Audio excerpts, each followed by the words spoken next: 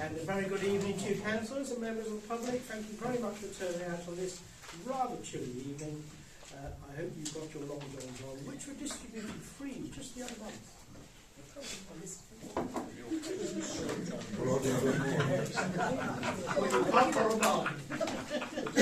I think yours would be too wide and too short for me. You're right. Councillors, members of the public, this is our full council meeting on the 21st of November. Our first item on the agenda was for apologies for absence. Please, Tracy. Apologies from Councillor Barry. Thank you. There are no apologies. Second item on the agenda are the minutes, to receive the minutes of the council meeting held on the 17th of October 2024 and be confirmed as a correct record. No doubt all of you have been studiously studying them and you think they're a very fine minute. If I have no questions, may I ask for a proposal? Okay. And seconder? Jane. All in favour? Oh. There was one thing. I wasn't at the meeting, was I? That was FCA. This is council. Get Right, further in the agenda. Okay, that's Okay. it. Right, all in favour? Sorry. Oh, Kerry. Thank you. And next, item 3 of Mayor's announcements. You have in front of you the Mayor's reports of the events that I've attended on behalf of this council, and they've been very nice too. On this item agenda, I'd also like to mention that a group of us had a very productive meeting with Lisa from Bateman Camp. That was on the 30th of October, and Lisa introduced her newly commissioned project manager. There will be some detail coming up on the website and other areas shortly. Thank you.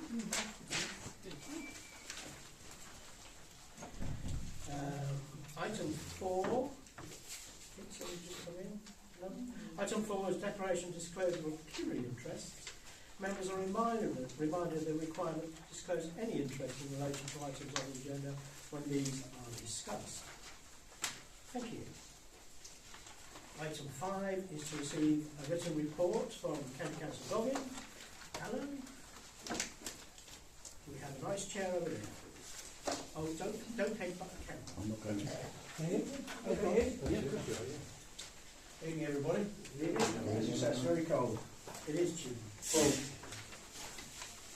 Well, hopefully you've received my notes. They are notes, so it's not technically a proper report. To start off, is there anything that the councillors sitting around the table would particularly like an answer on, or a question on, or a statement on before I go into bits and pieces? You know, is there any news on the gravel thing yet? No. No. Okay. I didn't put that down as a potential question, but you're right. Yeah. Yeah, can I just add, Ryan? Item 2, number 3, November 15th. That's about the meeting we had with yourself and James Stradwell. Yeah. Just to say, obviously Kerry and myself took notes and we thought it was a very positive meeting, and the things you mentioned, like double yellow lines, better signage, pedestrian crossings and mirrors, and also better signage in like children crossing. Yeah. So, but I think you agreed on the day that we could probably do a bit more of an inclusive report with yourself as a county council, not the county council, and to the district council, to actually, push things forward. Yeah. And not just on that subject, but of the report you've now got on Yeah. the points, and also liaising with the school, which I think Councillor Pentney is organising. Put us all forward to do that. Yeah. Just waiting on the date. Okay.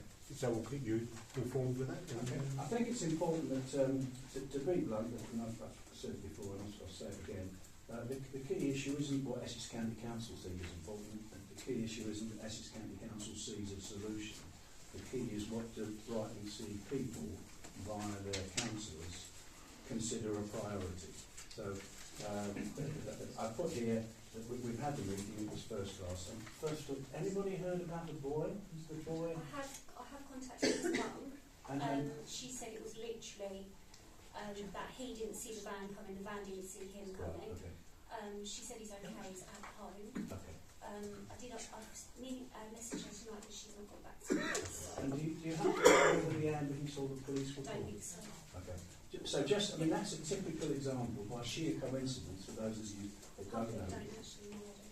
I don't think. Oh, am I allowed to just carry on with that? Just a minute. By absolute coincidence, this meeting was arranged for Friday lunchtime. By absolute coincidence, I got a phone call from Kerry here on the Thursday to say that there'd been an accident between a van and a boy cyclist. So we've gone from having nothing at the site to be a problem, and all of a sudden, and it sounded quite bad. So this is it doesn't really matter what happened, but because there wasn't an ambulance involved, and because there wasn't police involved, that never happened. I know that sounds a ridiculous question. One thing we don't know for sure, but until we get hold of it. Okay. So that's what I put there. Yes, more than happy to come along to the end. Sorry, Anna, can I just interrupt? You said there was no police involvement. There Yeah. should have been, because somebody was injured as a road traffic accident. It must be reported to the police. So there will be a police incident. Do you know? And there should be. I don't think the police were called, were they? Well, the driver of the van has to report it legally.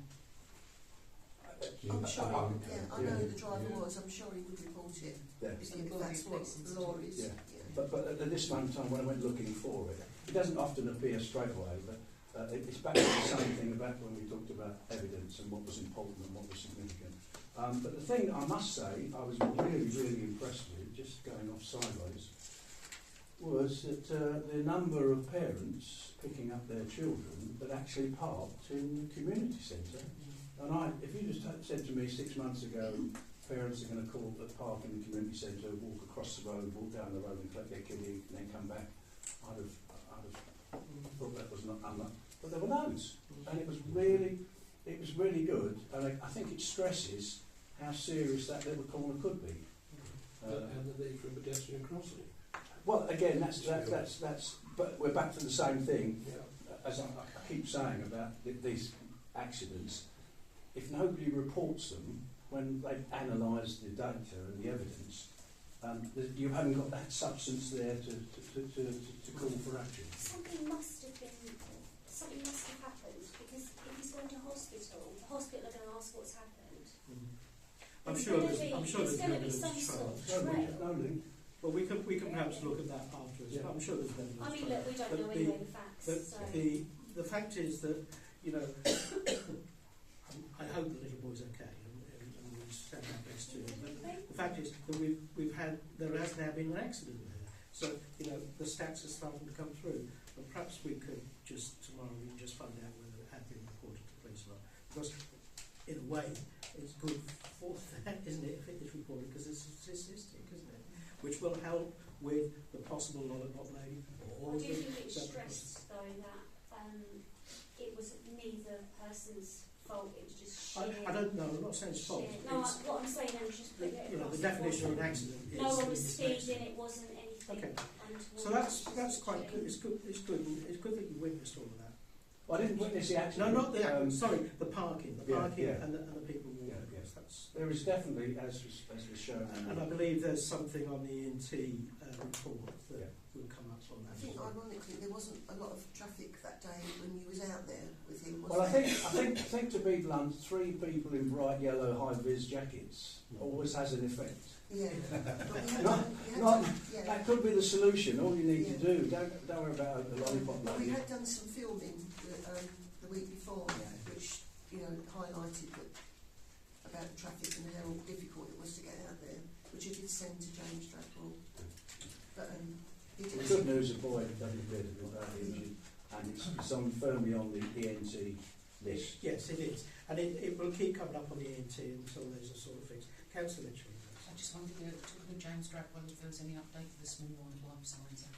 I think haven't we put that to one side because there's no money for to the end of this year? No, I think at the last council meeting there was we had a discussion as to whether this council paid or it was no cost to this council. I think Tracy checked it and James said there was no cost to this council, so you were going to look at that and take the matter forward. I can tell you now, that's a complete surprise to me.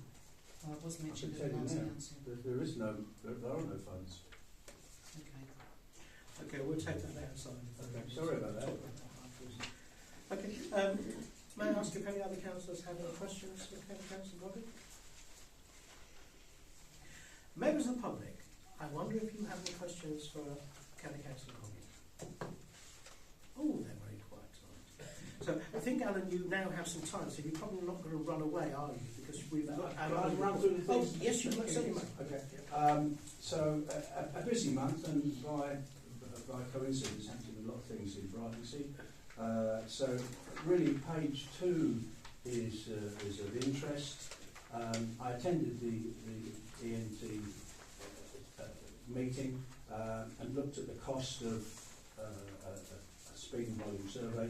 The current cost is £368.20. And the ruling on speed and volume surveys is fairly straightforward. The Essex County Council picks up the bill if there's an incident or a problem or something that could mean there's something wrong with the road. If it's general comments from the public or a group of people that has no incidental thing happening, then it's expected that the town council will pick the bill. Belfield Avenue, for those of you that haven't seen and want to look through to Australia. Sorry, just before you move on, £368 for the service. How long's the service for? The survey? Yeah, Oh, that's 7 days, 24 hours a day, sorry. thank you. The same as we did with Mill Street. Exactly the same. So Belfield Avenue, if you want to see where your money goes, go and have a look at that.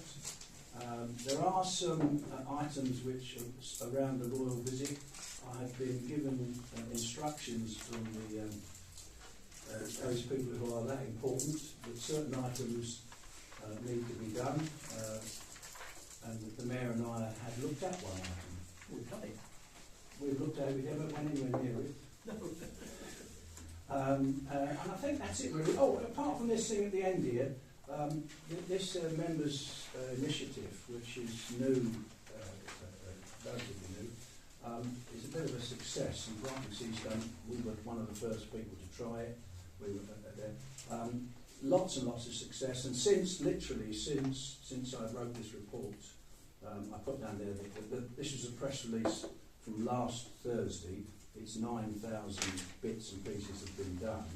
It's actually now, by this week, it's 9,500. And I was at a meeting today at County Hall, and there's a little more money. So just to put you on notice, I'll be coming back to all the parishes and saying, I think it will continue, this thing, every 6 or 8 weeks. We're going to move away from, I'm going to just call them potholes type of situation, because frankly speaking, in some cases there aren't any pothole issues. So the next item to look at, if you in your division, if you want to do it, I'm going to say is pavements. So just think when it comes around to put your items forward, think a bit wider than potholes. Think about pavements, and then if that isn't, if you haven't got any of those, in places like Thorrington, for instance, have run out of either potholes or pavements. I'm going to ask you to think about street furniture. So there are several cases, particularly as you go into the rules, where there's been an accident, a post's been knocked down, no one's put it back, etc. So that's at the moment we're focusing on potholes. Then we're going to focus on pavements and stuff, and then once we've done those, we'll be looking at furniture, street furniture. Would street furniture count? Would lampposts count as street furniture? Yeah. What? Is there one that's broken down or? No, there's 6. 6? What? Been hit? No, oh no, just not on. Oh, that's not your. Not your no, it is, but it's we had a meeting today. Same thing. There's 2 major problems. One is actually a supply problem, I think in Brightsea you've got a problem down the Western Prom and near the yacht club. The problem is, as I understand it, is the supply from the electricity company. The other problem is some of the lamps are quite nice and old, but they're old style lamps and they can't get replacements. But as a good example, the two bollards at opposite Jane's shop, those bollards were down. Things like that. Yeah, that sort of thing. And rather sadly, Jane might tell me here, I don't even think they were hit by vehicles. I think they were. No, just pushed over. Yeah, and that's typical because what you've got everybody wants signs, but they want signs that are safe both sides of the accident. So if you're unfortunate enough to hit a bollard, you don't want to make it worse by hitting the bollard and damaging even more the front of your car or injuring someone. So those bollards in Victoria, but they're designed to snap. Yeah. Unfortunately, it's a bit of a game. Well, I'm sure Brightlingsea will keep you employed on potholes, pavements, bollards, street furniture, and something that can be liked. Okay. What about new signs? What do you For want? instance, the small animal signs, the maybe some speeding sign, you know, the smiley faces. Yeah, Can we I sent put you an that email through? today. I don't think Jean got Have it, you so had we it? need to Okay, have a chat. so what we're going to do, we're going to lump. No, hang on a minute, please. Jim. We're going to lump all of these things together for you.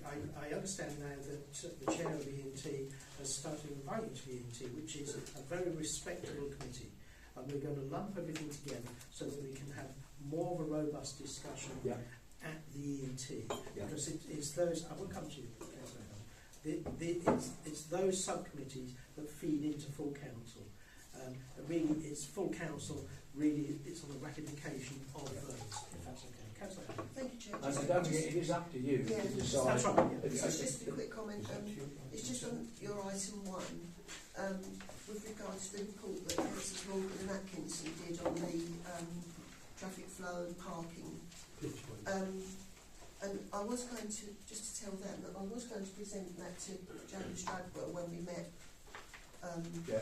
but I didn't make the meeting because I wasn't Great, on. But I Councillor will- Stanley. Oh, did you Yeah. present it? Oh, I that's gave a good. Oh, copy thank and you also. very much. And Yeah. Yeah. Thank you very much, Graham. Yeah. That's why I Yeah. said Okay, it's a that's shame good. it hadn't been sent out Yeah. because it was a good report. Yeah, misread it.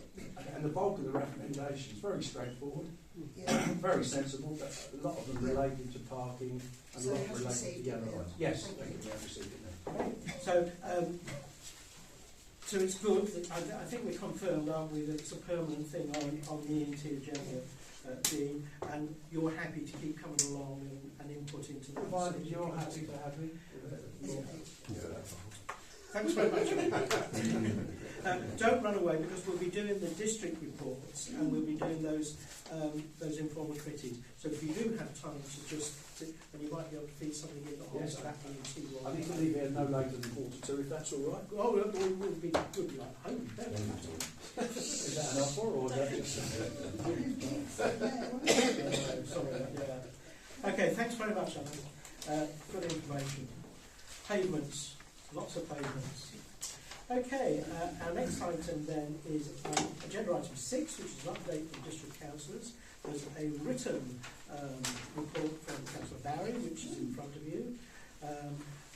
Apart from that, we've come back on that from the other two district councillors who have any questions for Councillor Barry, but I think we'll perhaps go straight to Jane, if that's okay. Just to say, if you read the cabinet and all the new policies that are coming through, if anybody's interested in any of the details, I can get you a copy. They're all in here. Along with also the decision on the future of care line and the next process. It has been delayed,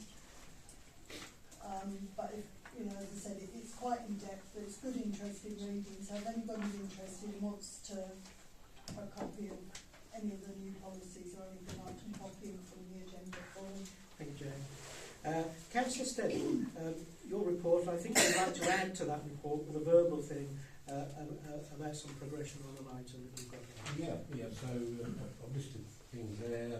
Obviously, the interesting one was the site visit for the planning regarding the application. for Lower Farm, and that is still in abeyance. We're waiting for a report from English Well, I Nature. was going to bring that up under planning. Oh, okay, sorry, I'll move on then. So the thing I want to flag up to everybody, some might know, about local government reorganisation. It's been announced by the Deputy Prime Minister that there will be local government reorganisation.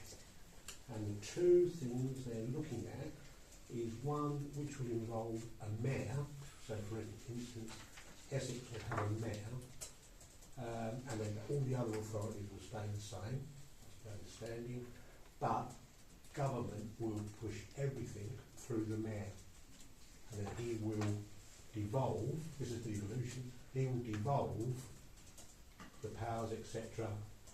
to different authorities. So the authorities in Essex will stay the same, Tendring will stay the same, will stay the same.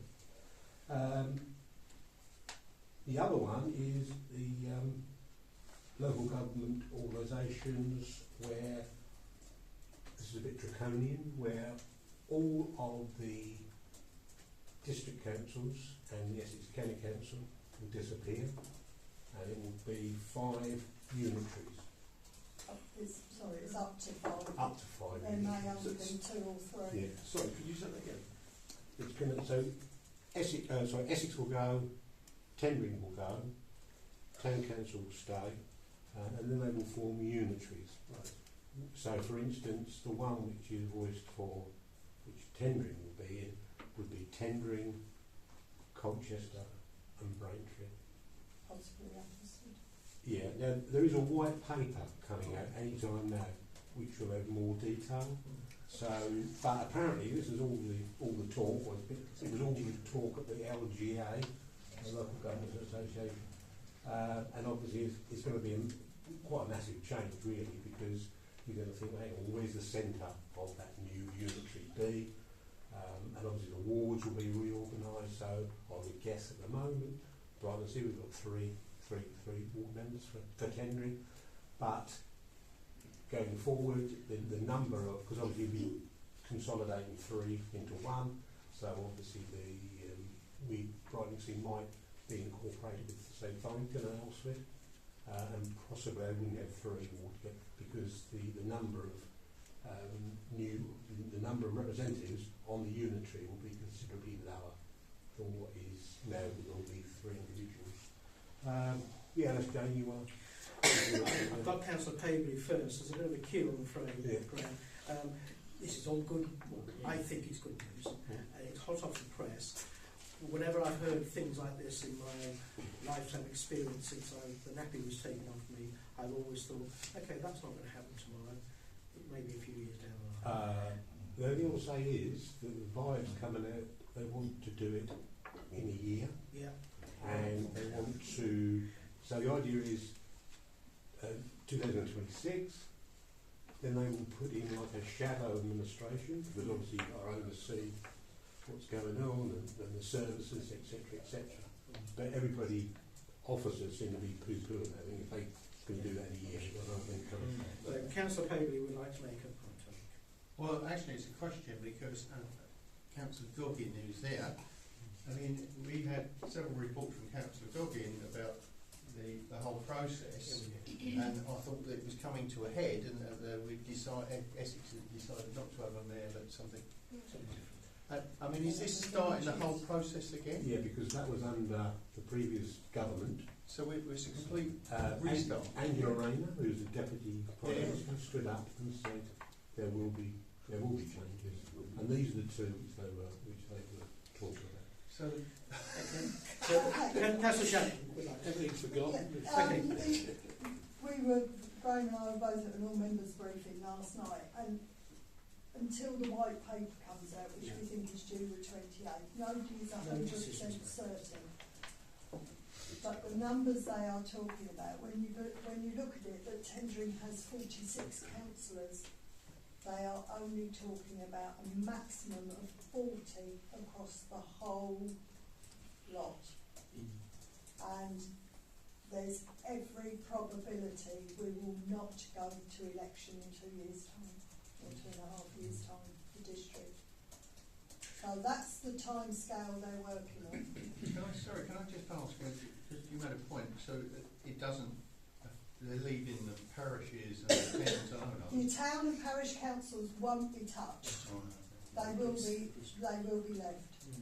So that's good quality information from Councillor Chapman and from Councillor Steady.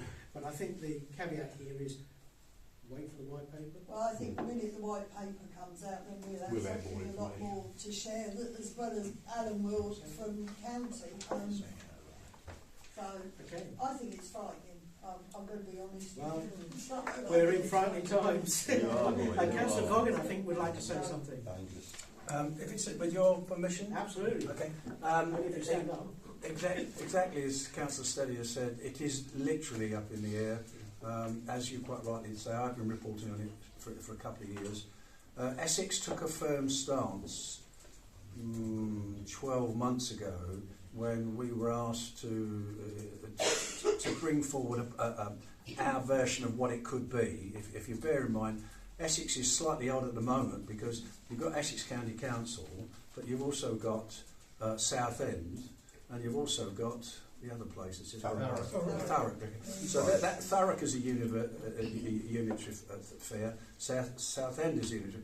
So it's now looking at a thing called Greater Essex, which is, as far as you and I are concerned, is Essex. Yeah. And I think, as I said before, the people that jumped in the early stages, Suffolk and Norfolk, had said they would have it and they'd have the mayor and the stuff and the stuff and the stuff. And to be fair, the new government looked at Norfolk and Suffolk, and I think I used the words here, their aspirations weren't big enough. They weren't looking big enough. People thinking big. And Essex has been out of the loop because we came forward with what we thought we would see it, and what would be is it advantage to our citizens? I'm not interested in councillors or chairmen and executive officers. Is it of any use to the citizens? And we came back with a bill that the government of the day said it's too big. You can't have it. So we haven't been sidelined. That's the wrong word. So as far as I was concerned, that was put to one side and wasn't going to happen. There has been a real momentum just this week. I don't know when you had your briefing. Yesterday. Yes. And it is. But you're dead right. It's all the devil is in the detail when the white paper comes out. Okay.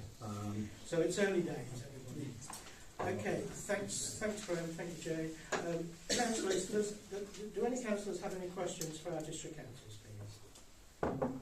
Okay. It's not a question, it's a thank you. I just want to thank you both for fighting that corner so hard on Lower Farm.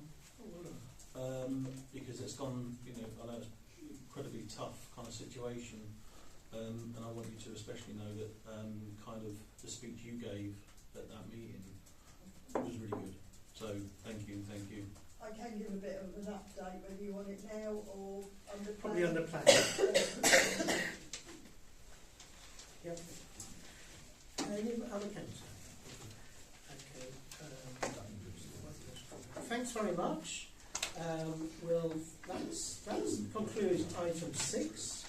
We'll now go into agenda item 7, which are the Teams reports. For those members of the public who don't know what this is, these are informal committees that meet and talk about it. You heard some things tonight about the Environment and Transport Committee.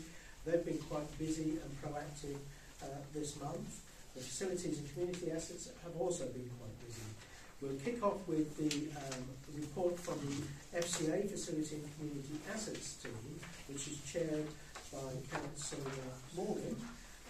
Rick, is there anything you'd like to highlight on that? Well, I'll just go through a few points. Please stop me if anybody wishes to bring questions up. Of course. On the Harbour, Brightsea Harbour Commissioners, we attended the Brightsea Harbour Commissioners' annual stakeholders meeting the other night. Chris Parry and Danny Piccoli there as well. And it does seem that we have had sort of fairly good confirmation the leases with them, and they've accepted the lease. All the little clauses have been ironed out, which has taken a lot of work, and David, I must say, has done a great job. And they are indicating that they are ready to sign.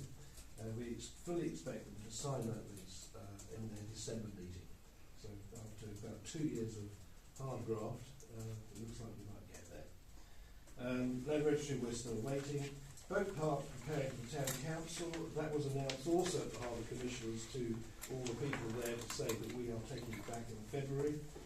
We've had a meeting with the Harbour Commissioners, with Julie and David, myself, regarding how that how it works, how the booking forms go, how their terms and conditions are, their pricing and so on. And it's up to us now to write to those clients who've got those spaces in the next week or two, inviting them to find out if they want their spaces back for next year. So that's all going ahead. And we're also going to take Terry, our grounds manager, now to look at the boat park to see what we need for remedial work. Because obviously we would like to improve the conditions of that boat park. So that's the recommendation there. Moving on to the next recommendation, the soft servicing, which went to the 106 money that went to the finance committee, which I'm sure they'll pick up on. That's now gone in, and disappointingly, it's going to take 3 months to process it. Don't surprise you. So any pressure that the district councillors can bring would be much appreciated, because our problem is that the quote is 90 days.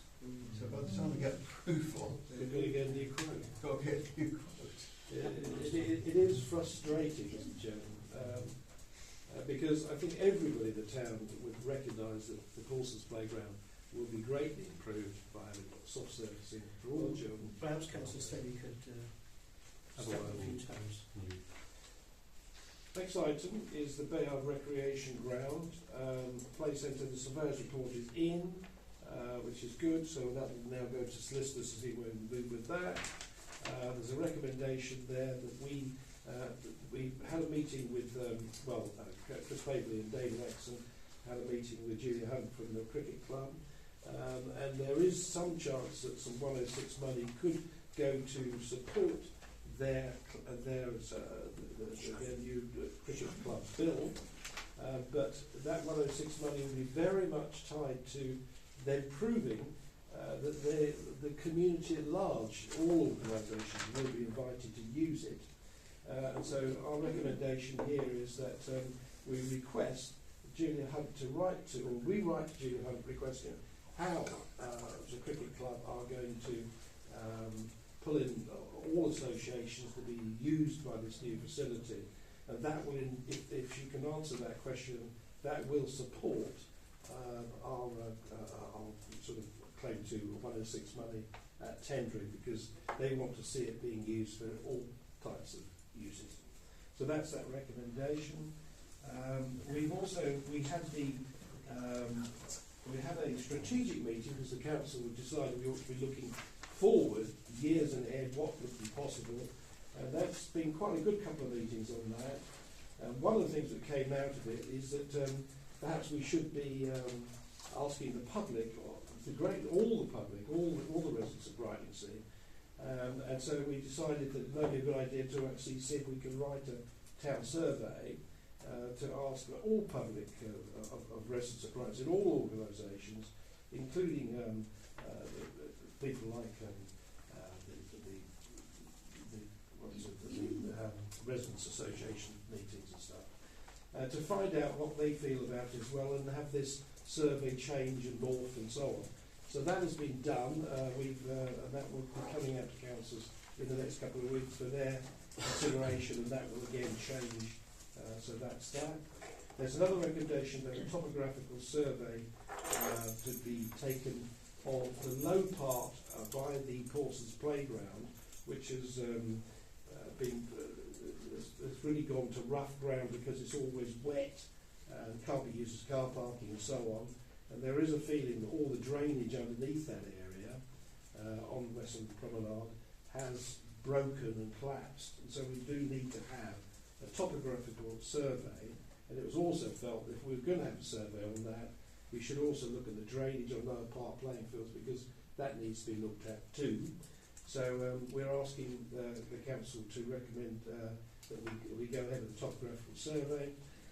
And the 3 quotes also for the seafront shelter, because it is ours, we ought to be looking at how much that's going to cost.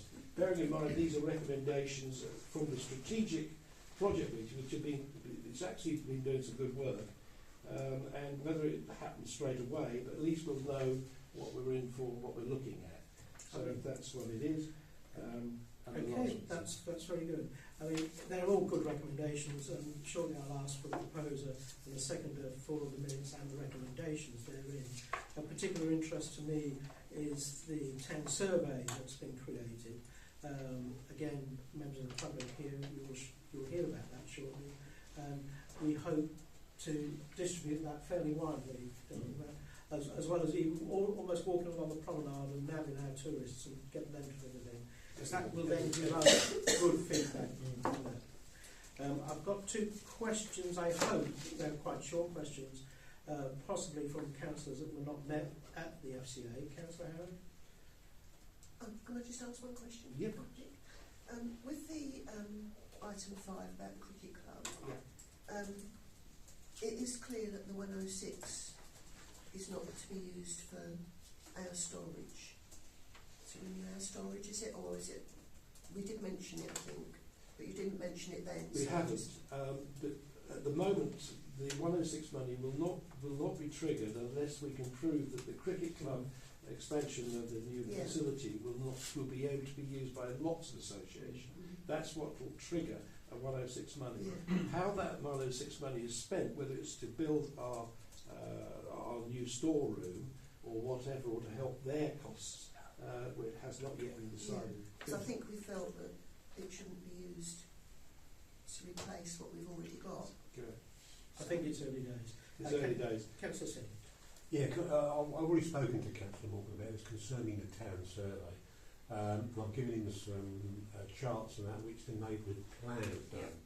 So I'm just a bit concerned that we're going to duplicate things, and are we going to get an overload on too many surveys down there, and it's going to turn people off? I would hope not, and I would think from the first draft of the survey that I've seen, it's quite different, I think, from the town survey, in so much as, you know, the town survey is taking sort of the future aspiration.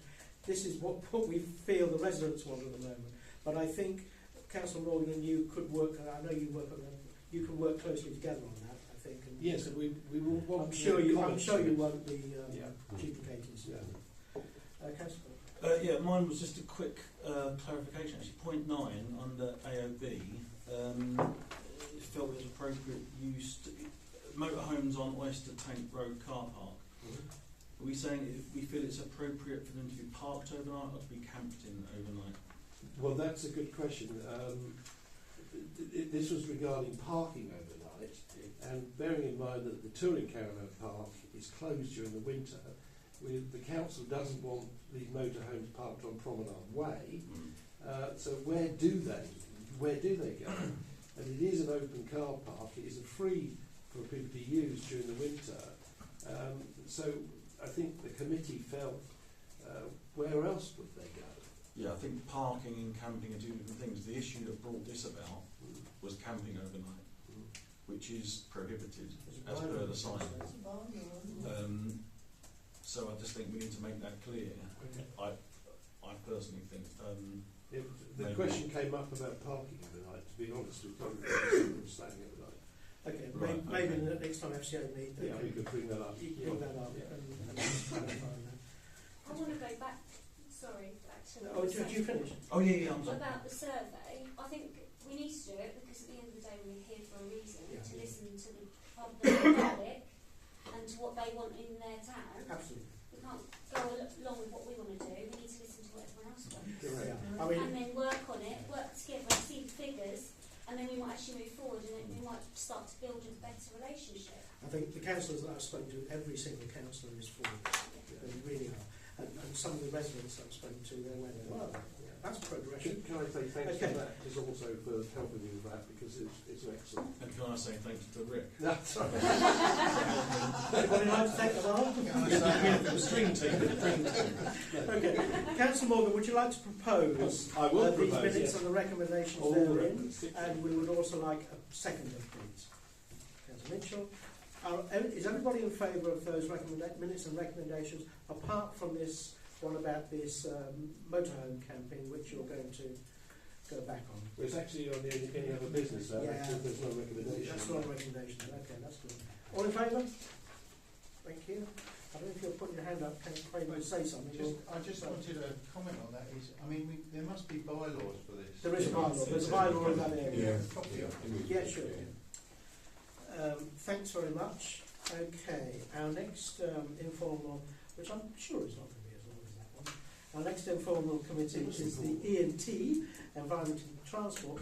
Unfortunately, the chair of the E&T was a bit poorly, so she couldn't chair the last E&T, which was on the 12th of November. So Councillor Atkinson was acting chairman. As you know, Councillor Atkinson was the chair pre-Jean. Councillor Atkinson, apart from item 4, which I'd like to speak about, are there any items that you would like to bring up? Lightning on No, those recommendations? self-explanatory. Thank you. Was a good meeting. Okay. Well, so item 4, speed initiatives including Lane Smith Avenue, came from a letter from a resident who suffered from some issues down Lane Smith Avenue. And I'm pleased to say that the sort of system that we put in, where we try to ask a resident to write in with your thing so that we could have time to try and look at it and sort it, has actually worked. So the letter came in, we looked at it, we debated it in 2 different councils and committees. It went to E&T, Jean's committee. From E&T, it went to Councillor Atkinson's committee, which is the finance that pays for those things. When the finance comes up, hopefully it will be progressed, and it's a good thing. Thanks very much for that, Dave. Councillor Hammond, what would you like to say? I'd like to thank Councillor Atkinson for taking it on Absolutely.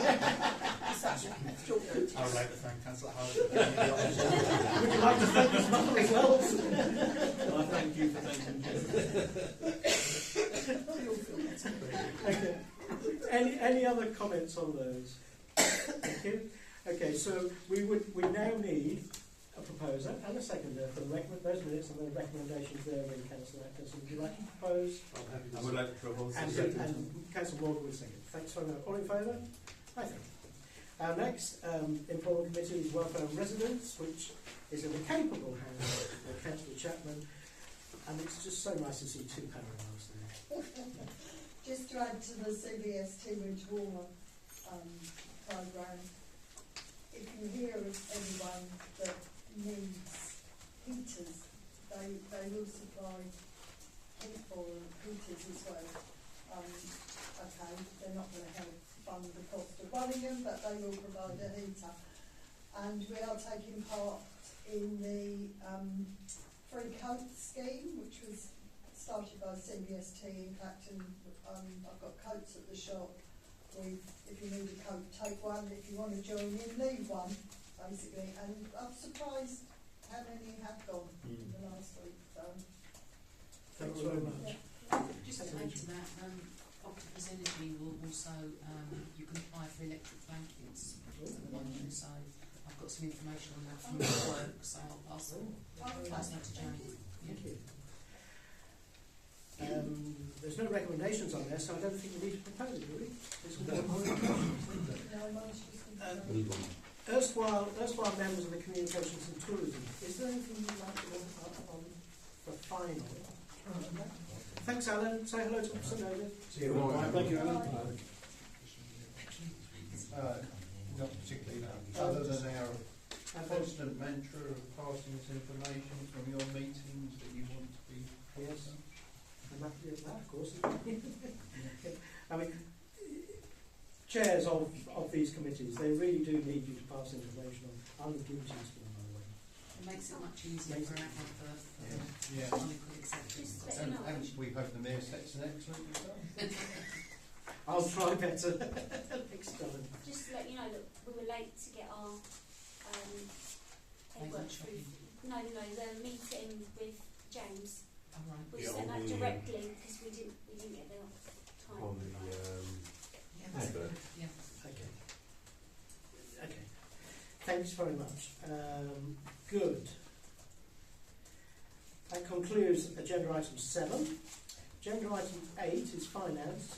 The first part of that is to receive and approve the minutes of the finance meeting held on the 19th of November 2024 and to confirm the recommendations therein. I'm afraid it's you again, Councillor. Okay. Well, it was a meeting on Tuesday of this week, a finance meeting, the 19th.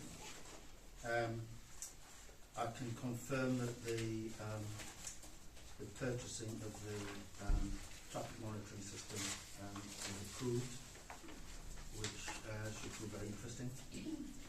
And the other point is that I'm afraid time flies, and believe it or not, it's time for next year's budget consideration. It's got to be complete by the end of December, or substantially complete. That's years 25-26.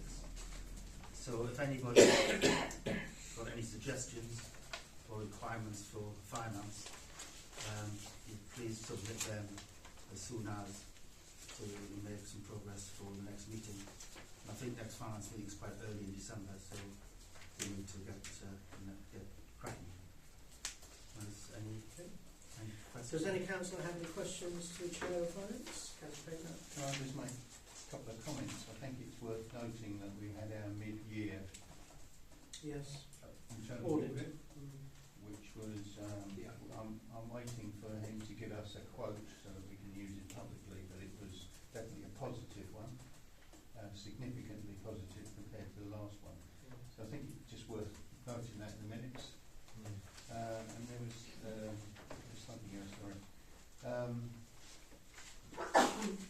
Beg your pardon, carry on please. It was the bank account. Oh, thank you, sorry. I'll do the bank, when I read the bank account out, I'll do that. Oh, you'll do that in the back end. Yeah, I mean that internal audit report came in really. It was just lovely. It was nice to actually hear some good news from the audit.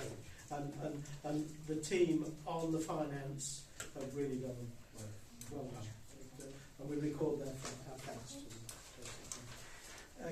Councillor. Just quickly, you said that the traffic monitoring system's been approved. No, it will be approved as soon as we approve that recommendation. Oh, sorry, I was just going to ask how long that will be before they're put in. Oh, well, can we go for the approval of the recommendation, and then I think perhaps Councillor Court might be able to give you some information on the equipment. Okay, so I'm sorry, Jane. I'm sorry.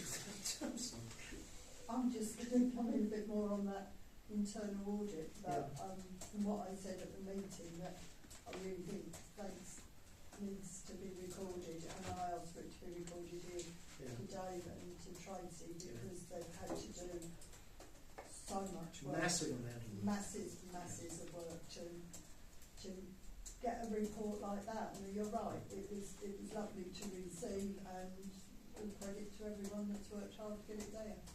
I think on behalf of all councillors, we can record our thanks to both Councillor Atkinson and Tracy. Hope you can say that again at the end of the year. Yeah. Okay, Councillor Atkinson, would you like to propose your minutes and your recommendations? I would like to propose those minutes. Do we have a seconder? Thank you. Right, thank you. Okay, those all in favour? Thanks very much. Now that those are approved, Councillor Court, could we just ask you a little bit of a question, leading on from Councillor Penny, as to when we can then now order this? I think we're starting to call it the Belgium system or the Dutch system. Well, it was the Dutch system, it's now the Belgian system. You know, the EU, they do change their minds.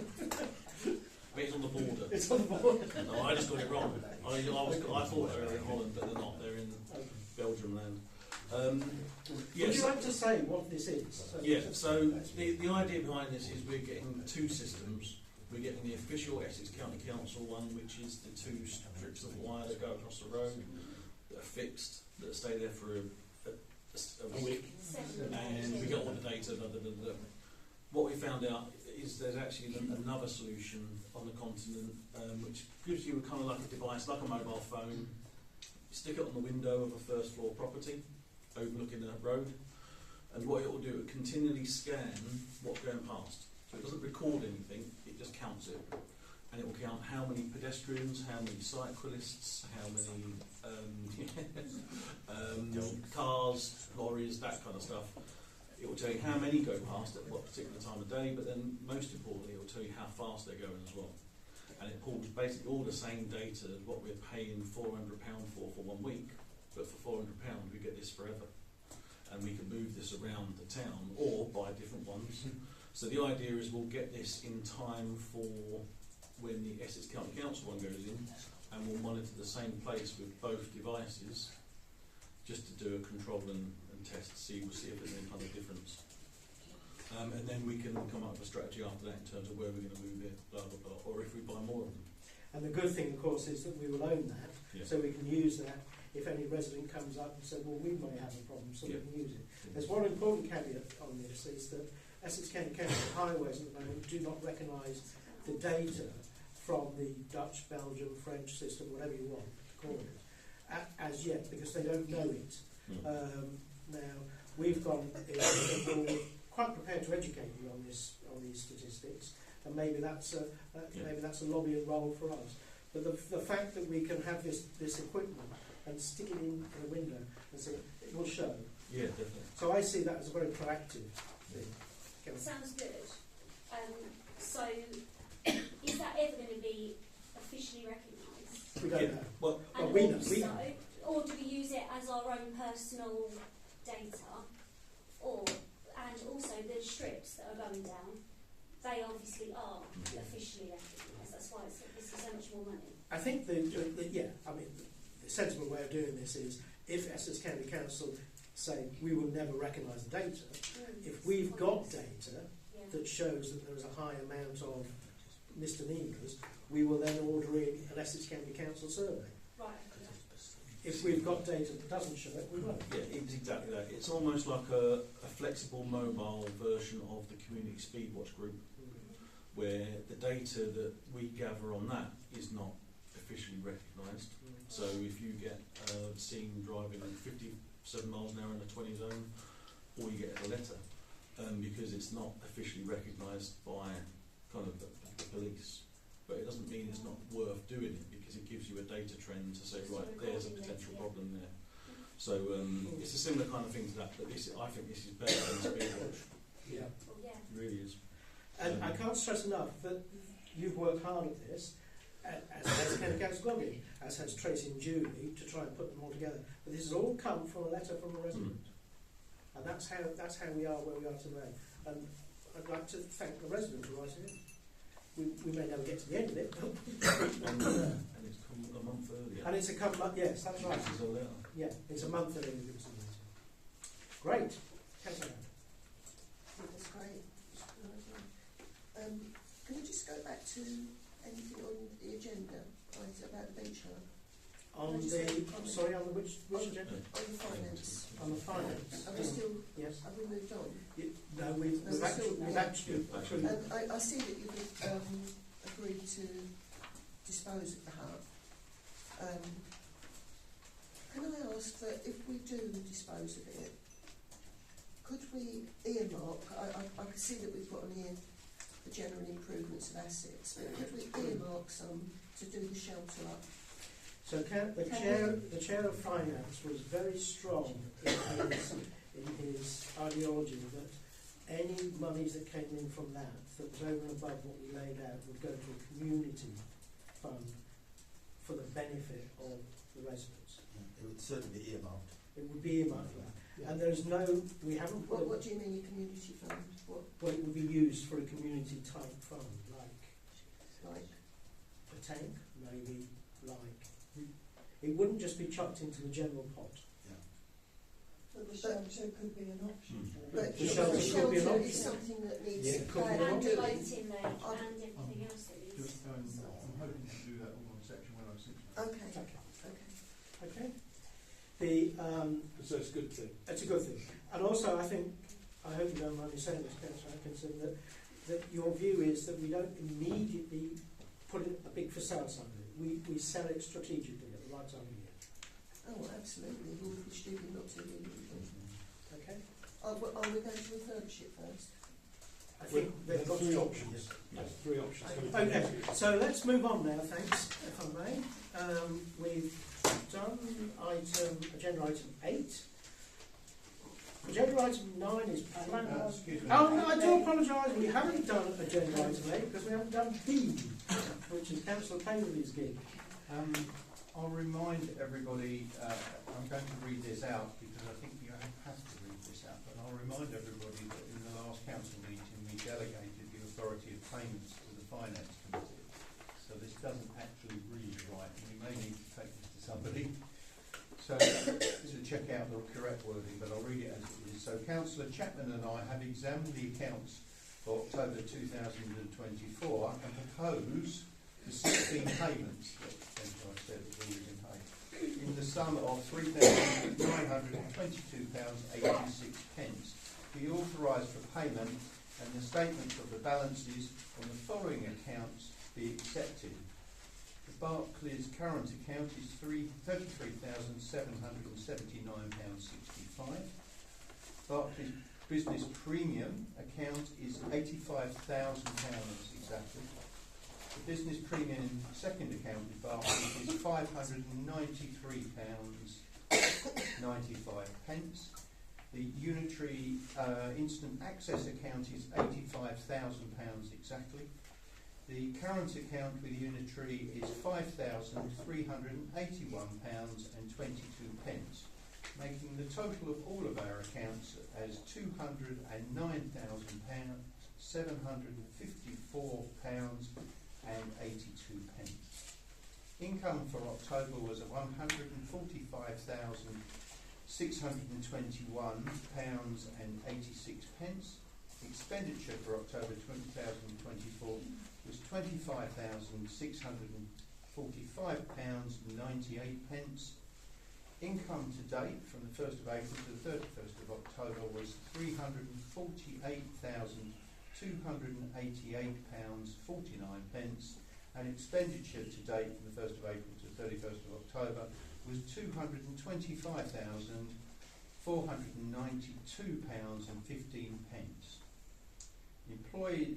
Employee payments paid for the month of October 2024 were £16,444.28. Thank you, Councillor Paley. You need to correct the wording on that. And I mustn't keep forgetting you. Well, everybody else does. May I have Chris, Councillor Paley, you're proposing it, seconded? Jane, thank you. All in favour? Any against? So, one last thing, while we're talking about bank accounts, just to add on, as you remember, we agreed to open an account with CCLA, which is the Charity Churches and Local Authority Investment Trust, and we finally came through yesterday, and today we've paid an initial payment into that account to make sure that the payment system works, and we will transfer the Barclays bank account, which, if you remember, had £85,000 in it, which I think we're receiving less than 1% or 1%. We'll move it into that. And having had some conversations with Harwich Council, their investment in that particular bond last year realised over 5%. But we also going to open the post office. I'm working on that. Yes, might as well talk about that very quickly to report it.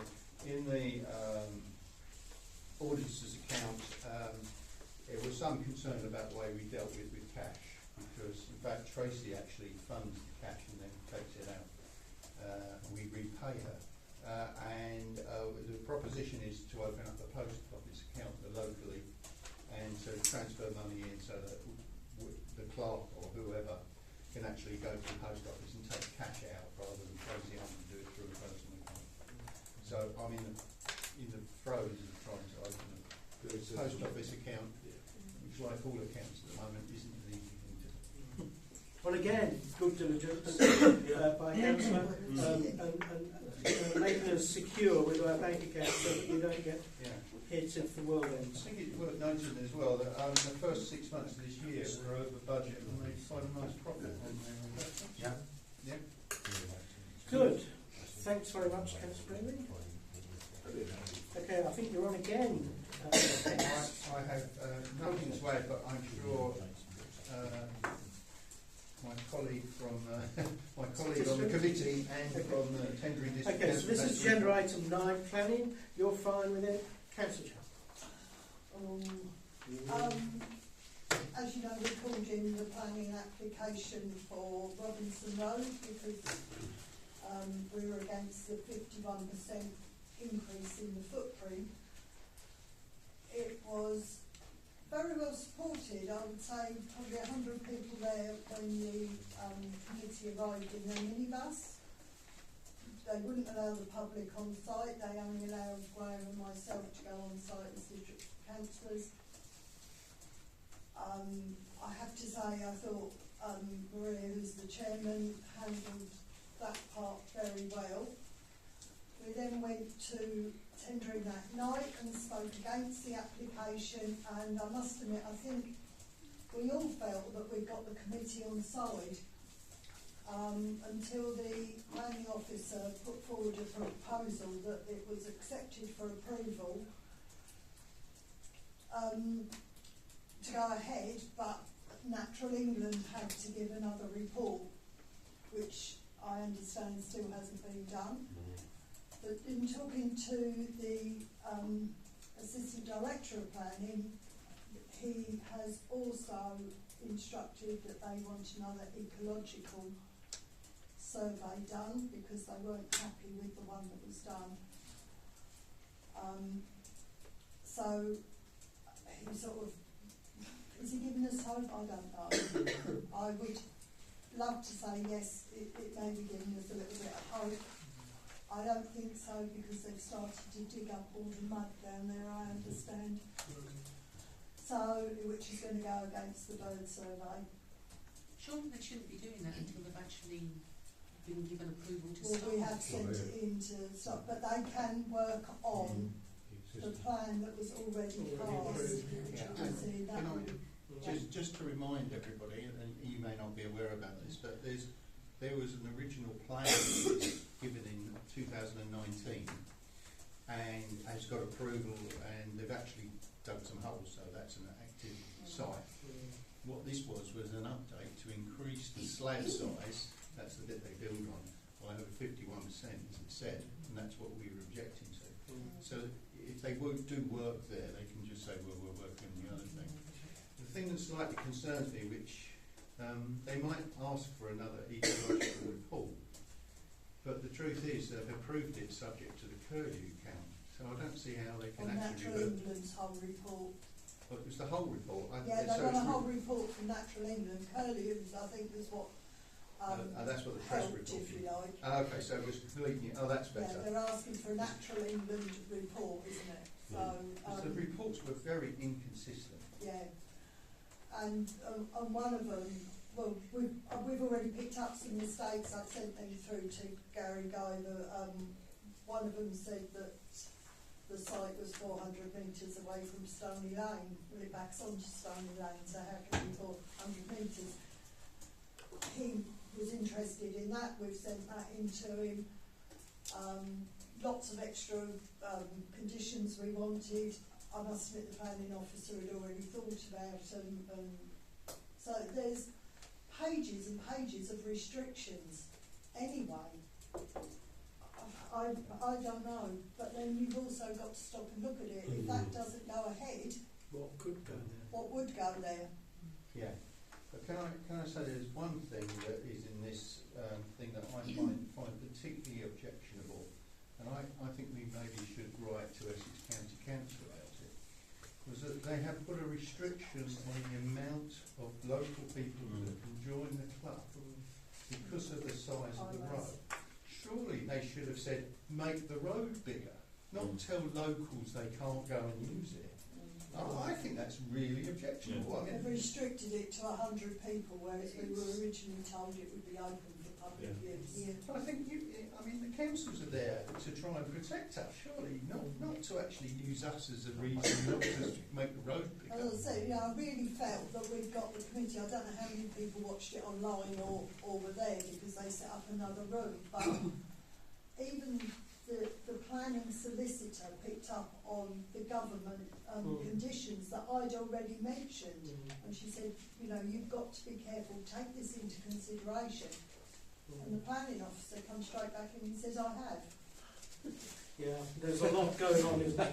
Jane, do you think it would be, as Chris says, do you think it would be a good thing for us to do that, to lobby Essex County? Well, I think Essex it's not going to hurt, and is I it? think we should, this is probably difficult for me to say, being a district councillor, I think we should be lobbying our planning committee as well. I don't know how Graham feels, because District planning. I felt, and I was very honest with the head of planning, Yeah. that the planning officer was predetermined. I He think wasn't going to listen to anybody. I don't know, Matt, were you watching online? Yeah, I would agree with that. Yeah, and I don't know whether David was there, were you? Or I watched it online. I think the planning officer, if I want to put it in the vernacular, shafted the committee, because by suggesting that it be approved, I don't understand planning law, but I would imagine it would be extremely difficult to overturn that at this point, whatever report comes back. And I was very surprised, given what you said. It was obvious that the committee were fairly on your side, if you like. But then they rolled over completely and said, yeah, fine. So I'm there really has been objections baffled. going in, and I just feel that we should. Yeah. Okay, so perhaps we could, with you, lobby a little bit more with Chris. I've got you, Michael, with Chris, and perhaps compose something that we could. Well, let's use every possible lobbying. Well, as I say, I think it's objectionable when a council says locals can't use something because the road's not good enough. I mean, surely the whole point of section 106 and 136 or whatever it is for traffic is to make it bigger so that locals can use it. Well, so I would suggest that's what we do, is you get together and we send something into the MPs, to the... It's great. It's a shame Alan Goggin isn't here, because he would like him to take that up as well. I'm sure we can talk to him tomorrow. Michael, you would like to say something? Yes, I was on the planning committee, and I still am, when this was approved, and one of the things that first approved, and one of the things that persuaded us was that the general public would be able to use the facilities. Yeah. And they said wholeheartedly, yes, of course. I don't think we approved it, did we? Yes, we did. The original one. Oh, the original one. The But obviously that continues to any succeeding. Okay, so Councillor So Court. I think the original one, it was changed to neutral. Yeah. That's what I thought it was. BTC was neutral. Yeah, because they kept changing Okay. what their mind, Yeah. how many they were going to build, didn't they? Yeah, they And did. the flats and everything. So, okay, let's talk about that sort of off-piste and see what we can do to do some robust lobbying and shaking down the white papers. But thanks, Jane, for your intervention. It's very frustrating, isn't it, sometimes when you... It was. that one was particular, but Okay. you know, but you've got, just for public know, it was the committee who agreed that it was called in. It wasn't my decision. No. I was the district councillor that spoke against it, so. Okay. Thanks very much. Okay, well, that was agenda item 9, agenda item 10, Youth Council. I don't know if Councillor Harris got anything to say, but I do know that our youth representative Jordan is on holiday at the moment, I believe. Yeah, unfortunately I've got nothing to report. I've been ill, Jordan's I know been you on have. leave, but we are waiting for a date Okay. from Jenny at school. So we'll read. So as soon as we get data, we'll start moving. So we can talk about that in our December. That's agenda item 10. Agenda item 11 is a fairly new one on our council agenda, which is an agenda item called Brighton Volunteer Festival, which is an initiative by Council Court. We'd like to receive your update. Yeah, so off the back of last month we formed a little working party, maybe 5 of us I think, and we've had over the last month we've had informal talks with quite a few, probably about 15, 16 voluntary groups around town about the proposed Volunteers Festival, and it's good news in that people seem to think it's a good idea. So we'd like to proceed to do a bit more work on this into a more detailed feasibility study over the next month, looking into costs, funding opportunities and kind of logistical challenges, with the aim to report back next month on whether we can deliver the festival as envisioned. So tonight we'd like to seek permission to continue this work as our established working group and to keep engaging informally with local voluntary groups. Yeah. I mean, some of the feedback I've had is very good. Yep. The institutions you asked me to approach, every single one of them come back, and I think they have with Council Steady, plus more ones that we didn't even think about. And so we're on a run. Yeah. For those that don't know about this, this is an initiative to try and showcase volunteers within our community. Okay? Yep. Thanks, sorry. Sorry, Jeff, is it a similar sort of thing to what last year did? Yes, but with Yeah, roses. Volunteers Day. Yeah, it is. Yeah, this is across the week. I dislike roses, that's why. Okay, carnations. Quality Okay. Street's fine. Thank you very much. Our next item agenda is agenda item 12, questions from the public. Before I invite the public to give me some some questions, we do have two written questions that have been placed before us. As you know, when we put this into the process of putting written questions in, we asked that the questions came in the day before. And we are sort of relaxing a little bit for the members of the public that come here because we like you seeing you here. So we are asking you to give verbal questions. Thank you. But these two questions came in at 8:30 this morning. So really they should have come in yesterday, but there we go. We won't worry about that. So we have two questions from a resident, Mr. Gary Hum. His first question, first of all, please accept my questions for Thursday council meeting. Question 1. In February 1898, the Urban District Council met upon the Hard and agreed to dedicate a 30-foot strip as public highway. This meeting was recorded as official and has been viewed by councillors, the archivist and clerk. Should be clerk. We then proceeded to a court process and the judge confirmed a public highway had been created irrespective of any such dedication by public use over 120 years. Brindisi Town Council has now also made comment in a recent public statement that they had been maintaining an area known as the highway upon the Hard for 120 years, yet in 2018 you said it didn't exist. Now all this information is available and you have published a statement acknowledging the area. Why have Brighton City Town Council not asked our elected county councillor to follow up on the judge's verdict and place it on the official public rights of way map so it's never lost again, especially as this would fall in the category of good governance and time runs out in 2025. So I'll give the answer to that in a second after I've done question 2 here. Question 2 says, Brighton City Town Council are fully aware with the documents they hold that in the late 1800s the town jetty had been slowly built out for the purpose of the ferry collecting passengers and loading and unloading. Bearing in mind that Brighton City Town Council only recently gained full title of the land the jetty sits on under adverse possession in 2018, it should be noted that this also could not extinguish the rights gained by the public of loading and unloading in whatever capacity that is, and when it had first been installed. It was already free open land, not owned by BTC use by the anyone is a prescriptive right, no matter how the structure evolves, and no charging can occur. This would explain why it had always been referred to as the public pedestrian causeway, and installation of a new structure would not override those rights gained. This should also be put on the public rights of way map, as the ferry route has been placed in, since the 1600s. In relation to the jetty, yes, a court case has been tried, but unfortunately a council representative withheld vital information from the judge knowingly. Please kindly submit my questions for tonight. Kind regards, Gary Hum. So those are the questions which we lodged now as an official document.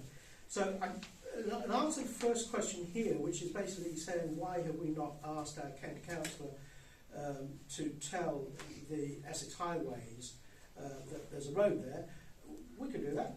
What we'll do, we'll ask our clerk to give a copy of the judgment to our county councillor and ask him to pass that on, along with a copy of that question, please, Tracy, to the Highways Department. So that's what we can do on that. I'll just go on to the second one. So I think that's okay on that. The second, I can't really see a question.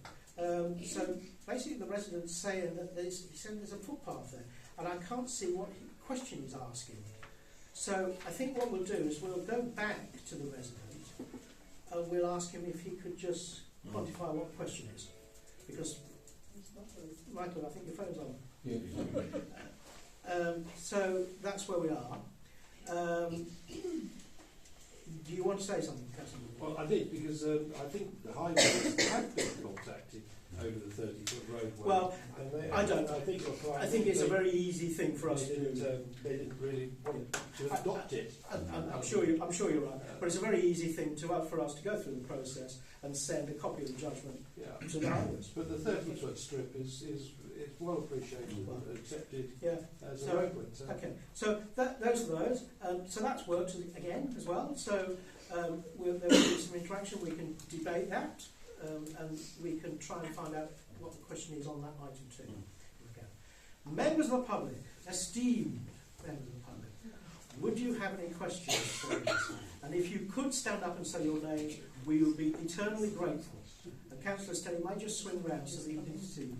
Mr Mayor, if I may have two questions. Sorry. First question is, in 2020, as you've taken over the boat at Dingley Park, will you increase the fees? Very good question, Malcolm. Because, if I may say so, in 2020, the Town Council recommended that there was increased 50% astronomical cost. Yes. And lo and behold, in 2021, they increased it to biblical proportions again.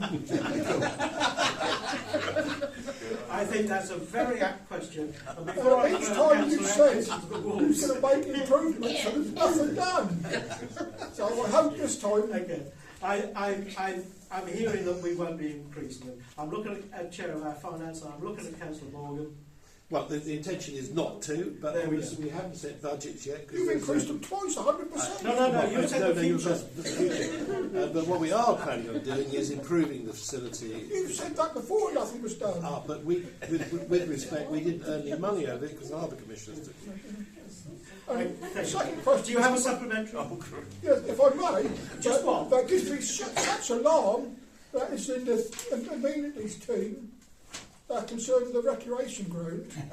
Shame on Brightonsea Town Council for spending 106 money for the cricket club so they can increase the Town Council's workshop. That 106 money be better spent for the recreation ground by giving them an activity centre, same as Torrington or Great Bentley, on the ground, and also a cycleway around the perimeter of the recreation ground for little people to learn to ride.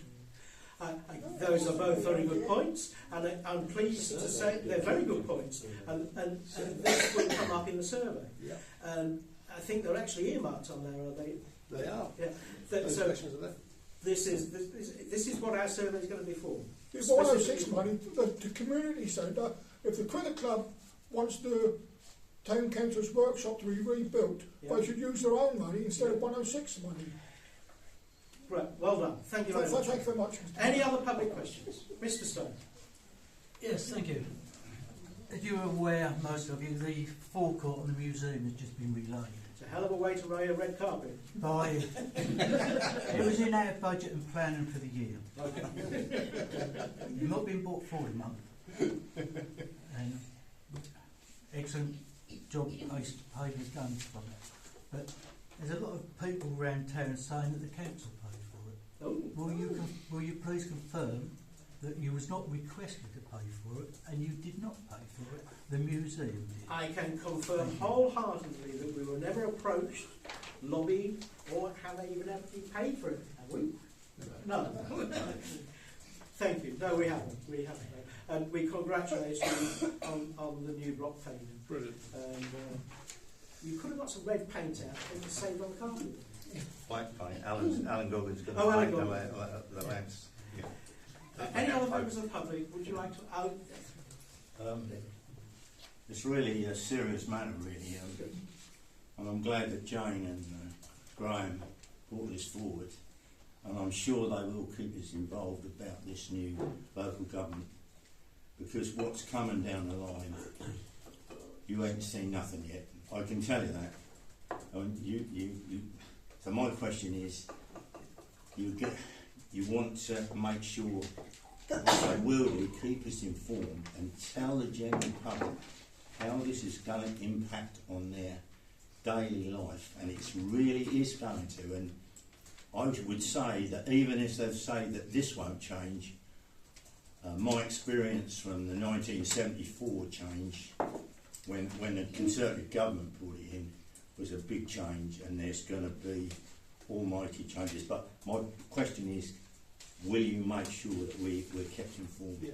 On a So regular basis? I can assure you that we would do that.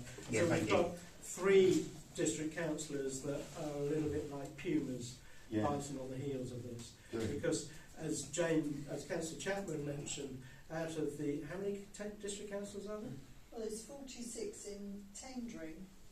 Plus the other districts. You know, One of those is 50 something. yeah, they're not going to have jobs. Or they won't have a role, sorry. Can I just say, it will not only be us as councillors No. that won't be there. Yeah. Look at all them All the members officers. of staff and Yeah, officers this is the that thing, could yeah. end up.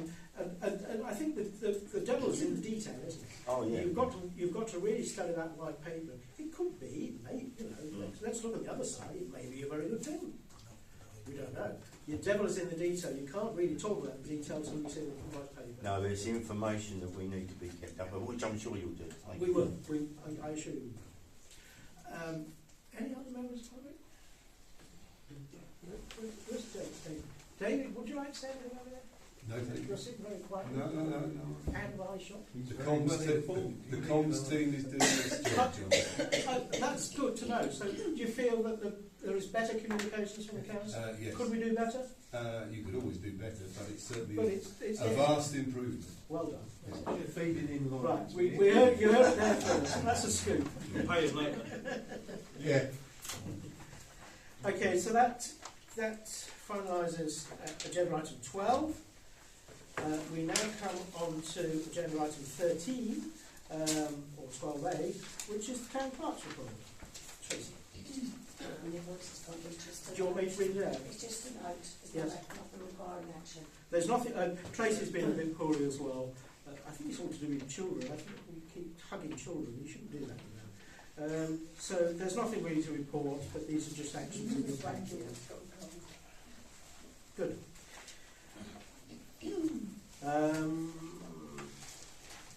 Good. Now, members of the public, you'll know that I've been trying desperately to try and curtail a lot of the agenda items on Part B. Unfortunately, there's been a bit of a backlog now. It's sad for me to say that I'm going to have to chuck you out now. Go out in the cold. So, item 14 is a motion to exclude the public in accordance with the Public Bodies Admission to Meetings Act 1960 to discuss the Oh, thank you. Agreed.